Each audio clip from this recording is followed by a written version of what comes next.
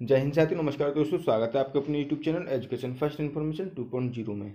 साथियों, ये वीडियो आपके लिए महत्वपूर्ण होने वाली है क्योंकि साथियों इस वीडियो में हम आपको कराने वाले हैं एमए पॉलिटिकल साइंस का 7वां पेपर। एमए पॉलिटिकल साइंस का 7वां पेपर, जिसमें साथियों हमने 4 यूनिट पहले करा दिए हैं। ये साथियों हमारी 5वीं यूनिट है। कौन सी 5वीं यूनिट है? यदि साथियों आपने ये 4 यूनिट नहीं देखी हैं तो प्लीज़ आप इनको देखें ताकि साथियों आपका पेपर बहुत अच्छा चला जाए। और साथियों, हम अपने YouTube के माध्यम से आप तक महत्वपूर्ण जो प्रश्न बनते हैं उनको करा रहे हैं। तो चलिए साथियों, बिना रुके वीडियो की स्टार्टिंग करते हैं। यदि साथियों आप हमारे YouTube चैनल पर नए हैं तो प्लीज़ साथियों आप हमारे चैनल को सब्सक्राइब करें ताकि जैसे ही हम नेक्स्ट वीडियो अपलोड करें उसकी नोटिफिकेशन आपके पास सबसे पहले पहुंच जाए। तो चलिए साथियों स्टार्ट करते हैं। समकालीन राजनीतिक सिद्धांत, MA first year political science, course 7th, Chaudhary Charan Singh university Meerut, latest syllabus contemporary political theory, जिसका साथियों पेपर कोड है G274। कितना? 274 साथियों आपका पेपर कोड है। और ये साथियों आपका पेपर 7वां है। और साथियों ये वीडियो हमारी 5वीं वीडियो है इस पेपर की। तो चलिए साथियों स्टार्ट करते हैं। 5वां यूनिट है साथियों संवाद एवं तर्क वितर्क सेकंड। प्रश्न 12, नारीवाद की अवधारणा पर प्रकाश डालिए। क्या? नारीवाद की अवधारणा पर प्रकाश डालिए। साथियों हमारी ये वीडियो का पहला प्रश्न है। कौन सा? वीडियो का साथियों ये पहला प्रश्न है, लेकिन आपकी बुक का 12वां प्रश्न है। तो चलिए साथियों स्टार्ट करते हैं कि नारीवाद की अवधारणा पर प्रकाश डालिए। उत्तर नारीवाद, ये साथियों आपको ब्लैक डॉट से डालना है। उसके बाद आप उत्तर को कंटिन्यू करिए। एक अवधारणा के रूप में नारीवाद क्या? फेमिनिज्म एक ऐसा विश्लेषण है जो यह बताता है कि महिलाओं के साथ क्यों तथा कैसे अत्याचार व उनका शोषण क्यों किया जाता है। ये साथियों परीक्षा की दृष्टि से अति महत्वपूर्ण प्रश्न है क्योंकि साथियों ये नारीवाद से प्रश्न है। तो साथियों आप इसे अच्छी तरीके से देखें। यह समाज का ऐसा स्वरूप है जो महिलाओं को उनसे अलग स्वरूप में देखता है तथा उनकी समाज में गौण स्थिति से उनको मुक्त करना चाहता है। यह एक ऐसा विश्वास है जो महिलाओं को उनके दमन करने वाले समाज से आज़ाद करना चाहता है। वस्तुत नारीवाद के पितृतंत्र के विरुद्ध एक प्रतिक्रिया एवं विद्रोह है। यह पुरुष प्रभुत्व के विरुद्ध आवाज है तथा यह इस विचार का खंडन है कि महिलाएं पुरुषों के लिए ऐसे का साधन है। क्या? ऐसे का साधन है। एक विचारधारा के रूप में नारीवाद महिलाओं के साथ हुए शोषण का अंत चाहता है तथा इस विचार का विरोध है। क्या? इस विचार का विरोध है कि महिलाएं संपूर्ण मानवीय स्वरूप से निम्न है। एक आंदोलन के रूप में यह समस्त तथ्यों को पुनः परिभाषित करना चाहता है तथा सार्वजनिक निजी संरक्षण क्या? संरक्षण है साथियों के संरक्षण के भेद की समाप्ति चाहता है। यद्यपि नारीवाद शब्द 20वीं शताब्दी से संबंधित है, परंतु नारीवाद से जुड़े विचारों को विभिन्न संस्कृतियों में बताया गया है तथा प्राचीन यूनान, चीन व भारत की सभ्यताओं में इनका वर्णन मिलता है। क्रिस्टाइन डी पिसान की एक रचना book of the city of ladies Italy 1405 में प्रसिद्ध महिलाओं की कृतियां की चर्चा की गई थी तथा महिलाओं के शिक्षा व राजनीतिक प्रभावशाली के अधिकारों पर जोर दिया गया था। आधुनिक नारीवाद पर पहली रचना vindication of the rights of women 1792 की रचनाकार मेरी बुलस्टोनक्राफ्ट थी। किसकी रचना? A vindication of the rights of women 1752 की जो रचना थी बुलस्टोनक्राफ्ट थी। नारीवाद की मुख्य 3 लहरें अर्थात चरण बताए जाते हैं। पहला चरण 1830 के दशक के आसपास आरंभ हुआ माना जाता है, जिसके अंतर्गत महिलाओं के लिए मताधिकार की मांग पर जोर दिया गया था। 1920 तक के इस चरण में महिलाओं के लिए मताधिकार की प्राप्ति कर ली गई थी। आगे तब तक तब तक पश्चिमी जगत के बड़े बड़े राज्यों में महिला मताधिकार प्राप्त हो चुका था। लगभग 40 वर्ष बाद 1960 के आसपास नारीवाद से जुड़ा दूसरा चरण देखा जा सकता है। इस चरण में पुरुषों के साथ महिलाओं की समानता पर जोर दिया गया था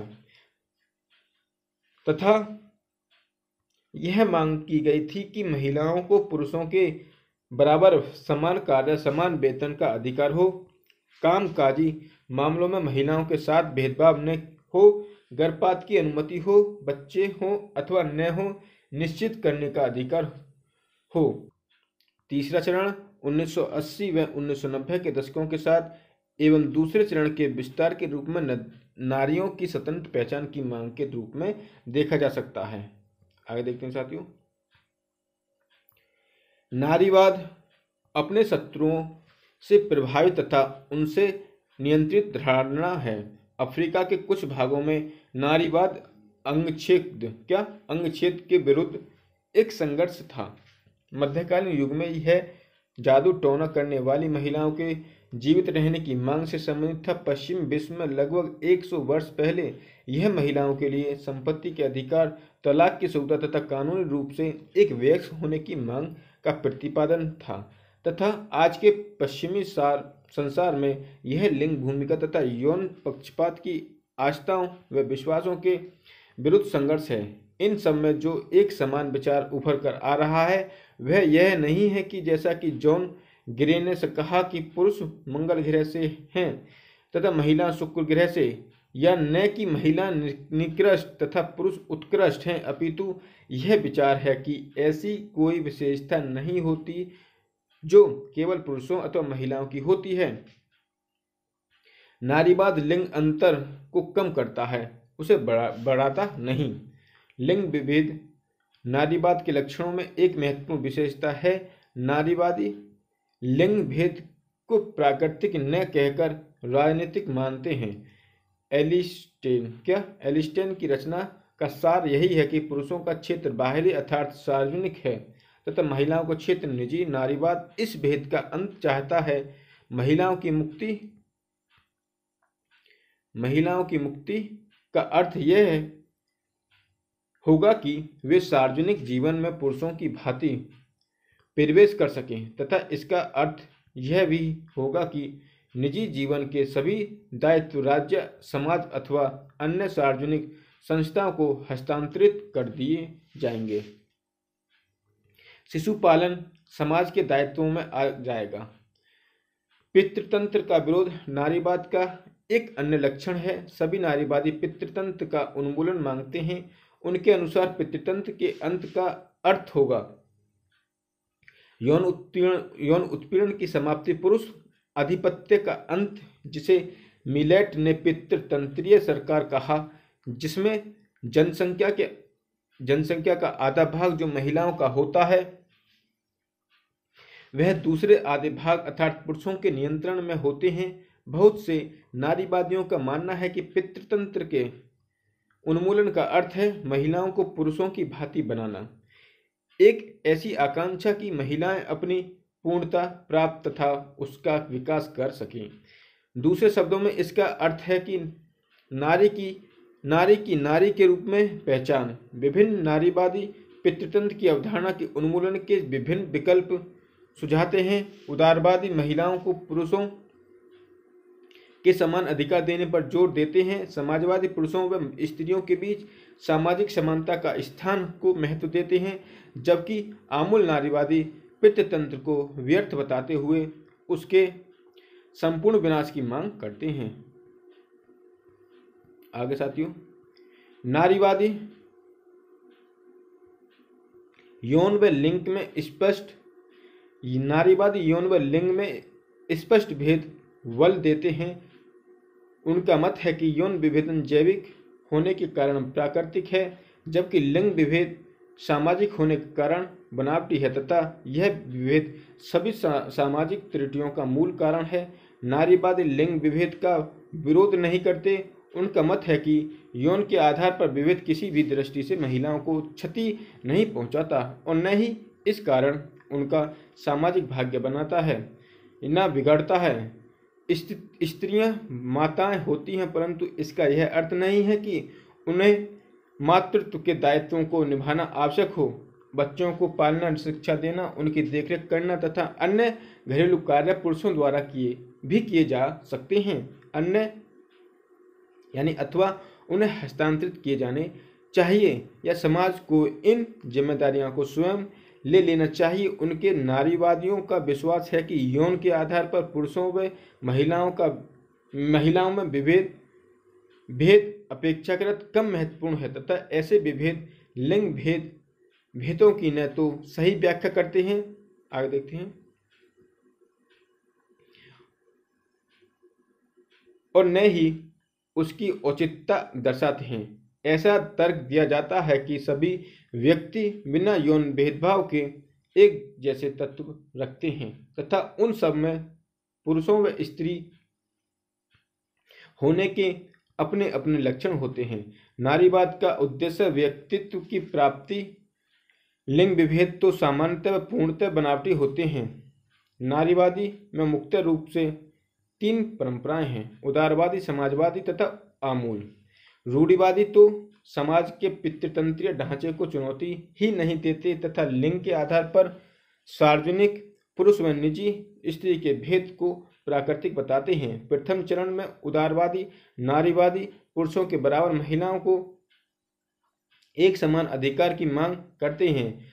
फ्रीडन की रचना द फेमिनिस्ट्स ने 1960 के दशक से पुनः नारीवादी विचारों को प्रोत्साहन दिया, जबकि 1980 व 1990 के दशकों यानी 1980 और 1990 साथी हो गए के दशकों में उदारवादी नारीवादी नारी पहचान पर बल देने लगा। उदारवादी नारीवादी के दार्शनिक आधार में यह सिद्धांत निहित है कि सभी व्यक्ति पुरुष व महिलाएं एक समान हैं तथा महिलाओं के लिए सार्वजनिक जीवन के द्वारा खोल दिए जाने चाहिए। उदारवादी नारीवादियों की सुधारवादी सोच के विपरीत समाजवादी नारीवादी और महिलाओं के शोषण को पूंजीवादी व्यवस्था का फल मानते हैं। एग्लस कहा करता था, परिवार में पुरुष पूंजीवादी है तथा स्त्री सर्वहारा। समाजवादी नारीवादी यह आशा करता है कि पूंजीवाद के अंत के साथ महिलाओं के शोषण का भी अंत हो जाएगा तथा वह समाजवादी निर्माण में अपनी भूमिका निभा पाएंगे। आमूल नारीवादी, जैसा कि मिलेट तथा फायरस्टोन की रचनाओं में स्पष्ट है कि पुरुष व महिलाओं के बीच यौन तथा उसके कारण लिंग विभेद को पूर्ण रूप से समाप्त कर जाने पर जोर देते हैं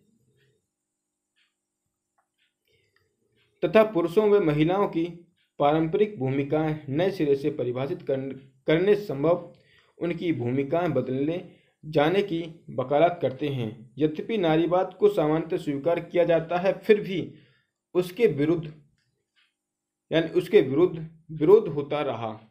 कुछ नारीवादी पुरुषों के विरुद्ध मातृ घृणा का प्रचार करते हैं, जबकि अन्य नारी केंद्रित से किसी भी दृष्टि से बेहतर नहीं है। कुछ विद्वानों का कहना है कि नारीवाद के कारण पुरुषों पर अत्याचार बढ़ने लगा है और एक अध्ययन के अनुसार अमेरिका में नारी शोषण के कारण महिलाओं की अपेक्षा पुरुष 4 गुना अधिक आत्महत्या करते हैं। कहाँ? अमेरिका में। और साथियों, नारीवादी यौन के आधार पर विभेद पर आपत्ति व्यक्त नहीं करते। उनका कहना है कि यौन के आधार पर विभिन्न प्राकृतिक है।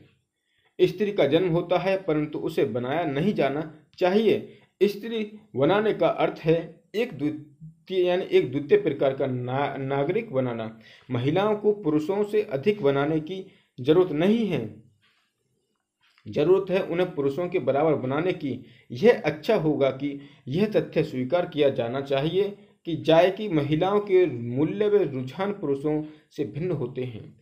यह बेहतर होगा कि यह तथ्य मान लिया जाए कि महिलाओं में सृजनात्मकता, संवेदनशीलता तथा उत्तरदायित्वता इतनी अधिक होती है कि पुरुष उस सीमा तक उन्हें विकसित नहीं कर सकते।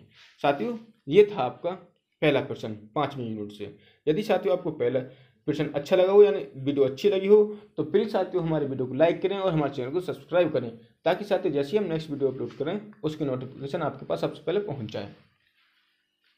तो चलिए साथियों अगले क्वेश्चन की तरफ चलते हैं। इसी यूनिट का 13वां प्रश्न, लेकिन हमारे वीडियो का दूसरा क्वेश्चन। तो चलिए साथियों स्टार्ट करते हैं। प्रश्न 13, भारत में नारी अधिकारों की संवैधानिक और राजनीतिक स्थिति की विवेचना कीजिए। ये साथियों आपका 2020 में क्वेश्चन आया था कि भारत में नारी अधिकारों की संवैधानिक और राजनीतिक स्थिति की विवेचना कीजिए। तो उत्तर को देखते हैं साथियों। उत्तर, स्वतंत्रता के पश्चात स्त्रियों की स्थिति में सुधार करने के लिए अनेक प्रयास किए गए हैं, इसलिए वर्तमान समाज में उनकी स्थिति परंपरागत समाज से काफ़ी अच्छी हो गई है। सन 1921 के बाल विवाह अवरोध अधिनियम में सन 1989 में संशोधन करके लड़की की विवाह की उम्र 18 वर्ष कर दी गई, जबकि सन 1961 में दहेज निरोध अधिनियम में हालांकि व्यवहारिक रूप से कोई लाभ नहीं हुए, किंतु फिर भी प्रत्यक्ष रूप से दहेज मांगने की प्रथा कम से कम पढ़े लिखे सभ्य परिवारों में तो कम ही हो रही है।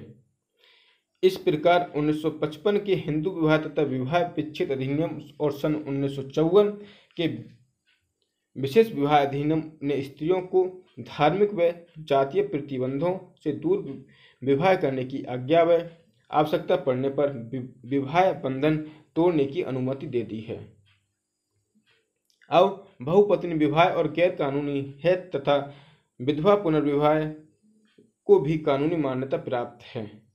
सन 1956 के उत्तराधिकार अधिनियम द्वारा हिंदू स्त्रियों को भी पुरुषों के समान ही संपत्ति संबंधी अधिकार प्राप्त हो गए हैं। आगे देखते हैं साथियों। व्यवहार में इस कानून से भी उनको अधिक लाभ नहीं मिला, फिर भी इसके कारण विवाह के बाद भी वे पिता या भाई के घर कुछ अधिकार पूर्वक रह तो सकती हैं। सन 1971 के गर्भपात संबंधित अधिनियम से भी उन्हें छोटा परिवार रखने एवं अविवाहित मातृत्व से छुटकारा पाकर सामान्य जीवन जीने का अवसर मिला है। इन सभी कानूनी व्यवस्थाओं से परिवार के अंदर स्त्री की स्थिति काफ़ी सुधरी है। शिक्षा के हर क्षेत्र में व हर स्तर पर अब मध्यम वर्ग की भी स्त्रियां अधिक दिखाई देती हैं तथा व्यवसाय के हर क्षेत्र में वे पुरुषों के समान ही सेवारत रहकर अर्थोपार्जन कर रही हैं। राजनीतिक क्षेत्र में भी अब काफ़ी बड़ी संख्या में उनकी सहभागिता दृष्टिगोचर होती है। उनकी सामाजिक गतिविधियों में सहभागिता भी बहुत बढ़ रही है, क्योंकि अब उन्हें घर से बाहर स्वतंत्र रूप से जाने व पुरुषों वर्ग से भी मिलने जुलने पर बहुत अधिक बंधनों की जकड़ नहीं है। फलतः उनमें सामाजिक चेतना, आत्मसम्मान व पुरुषों के समान ही योग्यता प्रदर्शन की इच्छा दृढ़ से दृढ़तर होती जा रही है। संयुक्त परिवार टूट रहा है तथा केंद्र परिवार में भी अब उनको आदर की दृष्टि से देखा जाता है। पाश्चात्य संस्कृति, औद्योगिकरण, शहरीकरण, आधुनिकीकरण के प्रभाव तथा यातायात व संचार के साधनों में उन्नति से उनके परिस्थिति संबंधित अभियान को गति मिली है। सारांश यह है कि स्वतंत्रता प्राप्ति के पश्चात भारतीय स्त्रियों की स्थिति में काफ़ी सुधार हुआ है। अगला पॉइंट, भारतीय संविधान में महिलाओं के अधिकारों से संबंधित प्रावधान। पहला, अनुच्छेद 14 महिलाओं के लिए कानून के समक्ष समानता। अनुच्छेद 15(1) लिंग के आधार पर राज्य किसी भी नागरिक के साथ भेदभाव नहीं करेगा, अर्थात महिलाओं के साथ भेदभाव नहीं करेगा। साथियों, इस क्वेश्चन को आप 1-2 बार लिख कर देख लें। मैं इसकी PDF अपने टेलीग्राम पर डाल दूंगा, आप वहां से देखकर लिख सकते हैं। और साथियों, इस तरीके से भी आपको काफ़ी अच्छा समझ में आता होगा। और साथियों, इसी तरीके से आप वीडियो देख कर एक पॉइंट लिख लें, क्योंकि साथियों जब हम किसी को अपने आप करते हैं, जैसे हमारे पास बुक रखी है, बुक से यदि हम कर रहे हैं तो उसका काफ़ी थोड़ा बहुत दिक्कत आती है, लेकिन जब आप किसी वीडियो को देखकर पढ़ते हो, वीडियो से लिखते हो, तो आपको थोड़ा अच्छा समझ में जल्दी आ जाता है। तो साथियों आप इसकी थोड़ी सी शॉर्ट नोट्स बना लें। तीसरा, अनुच्छेद 15(3) राज्य बालकों एवं महिलाओं के हित में किसी भी प्रकार के विशेष उपबंध कर सकता है। चौथा, अनुच्छेद 16 राज्य के अधीन रोजगार एवं नियुक्ति में महिलाओं को भी बिना भेदभाव के समान अवसर प्रदान किए जाएं, प्रदान किए गए हैं। अगला पॉइंट, अनुच्छेद 39 का क्या? राज्य इस प्रकार की नीति बनाएगा जिससे पुरुष एवं महिला दोनों को ही जीवन यापन के पर्याप्त साधन प्राप्त हो सके। छठा, 39 का क्या है? पुरुषों एवं महिलाओं को समान कार्य के लिए समान वेतन दिया जाना चाहिए। सातवां, अनुच्छेद 39 का डे पुरुष एवं महिलाओं यानी पुरुष एवं महिला वर्करों यानी कर्मकारों के स्वास्थ्य और शक्ति का दुरुपयोग न हो, इसके लिए राज्य को कानून बनाने चाहिए जिससे अधिक आवश्यकता से विवश होकर वह ऐसे रोजगार में न पड़ जाए जो उनकी शक्ति के अनुकूल न हो। आठवां, अनुच्छेद 39 के राज्य को निःशुल्क विधिक सहायता प्रदान करने के लिए नियत बनाना चाहिए जिससे निर्धनता एवं किसी अन्य निर्योग्यता के आधार पर व्यक्ति न्याय पाने से वंचित न रह जाए। इसका तात्पर्य यह है कि महिलाओं के लिए भी इस प्रकार की व्यवस्था की जा सकती है। अगला पॉइंट, अनुच्छेद 42 काम की न्याय संगत और मानवोचित दशाओं को सुनिश्चित करने के लिए महिलाओं के लिए प्रसूति सहायता के लिए उपबंध करेगा। 10वां, आर्टिकल 46 राज्य जनता के दुर्बल वर्गों विशिष्टतः अनुसूचित जातियों और अनुसूचित जनजातियों के शिक्षा और अर्थ संबंधी हितों की अभिवृद्धि करेगा तथा सामाजिक अन्याय और सभी प्रकार के शोषण में उनकी रक्षा करेगा। इसमें महिलाएं भी शामिल हैं। 11वां, अनुच्छेद 47 राज्य को पोषाहार स्तर और जीवन स्तर को ऊंचा करने तथा लोक स्वास्थ्य का सुधार करने के लिए कार्य करना चाहिए। इसमें महिलाओं के लिए भी प्रावधान किया जा सकता है।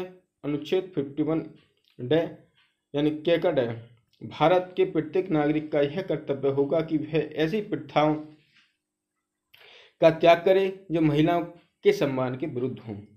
13वां, अनुच्छेद 243 का तीसरा प्रत्येक पंचायत में प्रत्यक्ष निर्वाचन द्वारा भरे जाने वाले स्थानों की कुल संख्या में कम से कम 1/3 स्थान महिलाओं के लिए आरक्षित होंगे। अगला पॉइंट, 14वां, अनुच्छेद 243 का चौथा प्रत्येक स्तर पर पंचायतों अध्यक्षों के पदों की कुल संख्या में कम से कम 1/3 पर महिलाओं के लिए आरक्षित रहेंगी। अगला पॉइंट, 15वां, अनुच्छेद 243 ने यानी तीसरा प्रत्येक नगरपालिका में प्रत्यक्ष निर्वाचन द्वारा भरे जाने वाले स्थानों की कुल संख्या के कम से कम 1/3 स्थान महिलाओं के लिए आरक्षित होंगे। उपरोक्त विवेचन से स्पष्ट है कि भारत में नारी अधिकारों की संवैधानिक और राजनीतिक स्थिति अत्यंत सुदृढ़ है। साथियों आज हमने इस वीडियो में यूनिट 5 से 2 क्वेश्चन लिए जो साथियों परीक्षा की दृष्टि से अति महत्वपूर्ण है। आप साथियों इसमें से दोनों को तैयार करके जाएं और इसमें से नारी सशक्तिकरण से या नारी अभियान से कोई भी क्वेश्चन आ जाए तो आप इसको कर आइए। मैं बता रहा हूँ कि आपके अच्छे नंबर आएंगे। तो चलिए साथियों यहीं तक। यदि वीडियो पसंद आई हो तो वीडियो को लाइक करें, शेयर करें और हमारे चैनल को सब्सक्राइब करें जिससे साथियों जैसे ही हम नेक्स्ट वीडियो अपलोड करें उसकी नोटिफिकेशन आपके पास सबसे पहले पहुँच जाए। तो चलिए साथियों यहीं तक। धन्यवाद साथियों।